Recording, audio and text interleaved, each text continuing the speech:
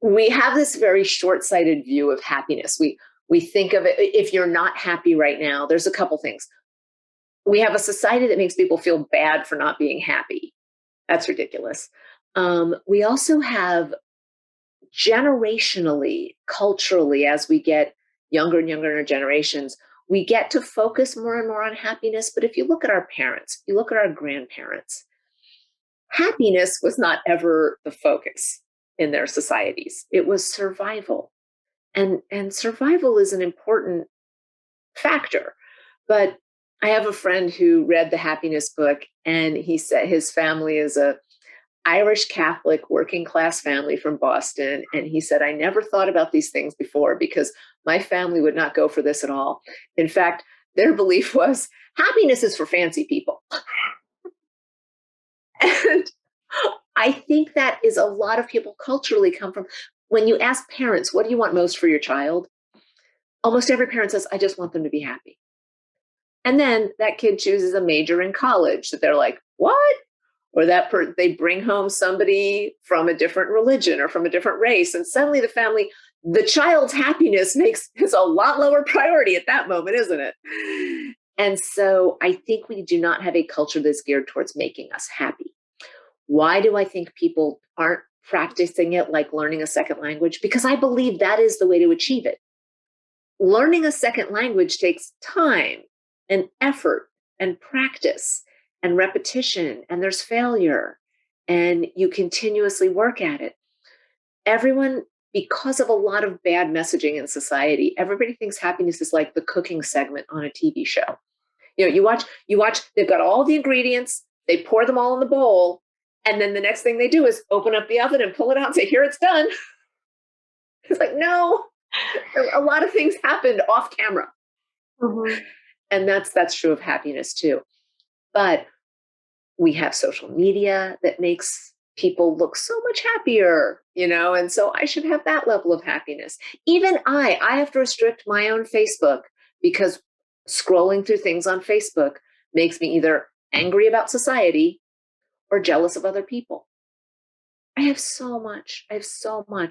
And yet I scroll through Facebook and I see somebody is on this magical trip to Scotland. And I think, why aren't I on a magical trip to Scotland? It's awful. So we need to really dig into what truly makes us happy and then just reinforce those practices. We need to eliminate the judgment. I've now spoken to thousands of people about unconscious bias, and I work really hard to get people to drop their defenses at the beginning of the talk and throughout. And they're still there.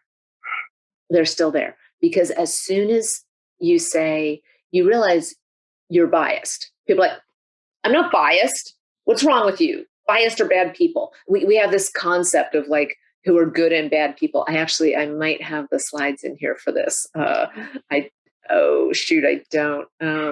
I have a fantastic slide about the good and bad people. So I'm sharing this because I want you to see, like, when I do the talk, I have all my slides as backgrounds. So then we can go straight into the talk. We talk about racial equality and different identity groups and all of that.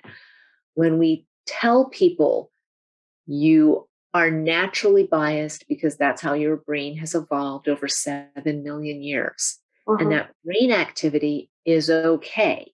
That brain activity is normal.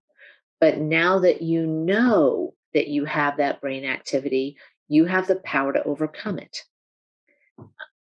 People don't realize when I literally just had it happen. I was seeing a specialist as a doctor. I'm at the age where you go to see all the specialists now.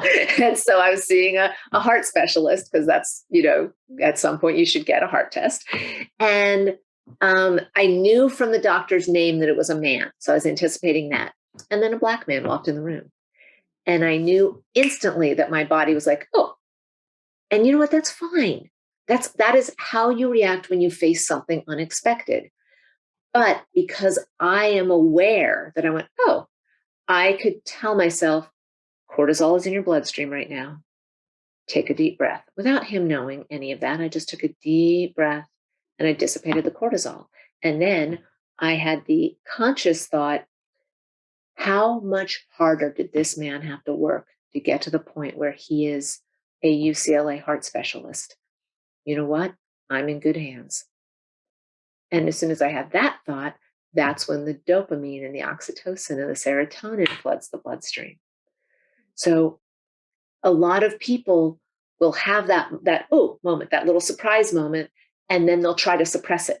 They'll be mad at themselves for having that, or they'll just deny it's even happening, and therefore the cortisol builds up, and they'll feel more and more and more stressed out, which makes them unconsciously more and more and more biased. Mm-hmm. So now they start now that that doctor says something they disagree with, and they're like, this isn't a good doctor. Mm-hmm. Whereas if you flood your system with endorphins, when the doctor says something you disagree with, you say, I want to talk about that more. Mm-hmm. So it's better for all of us.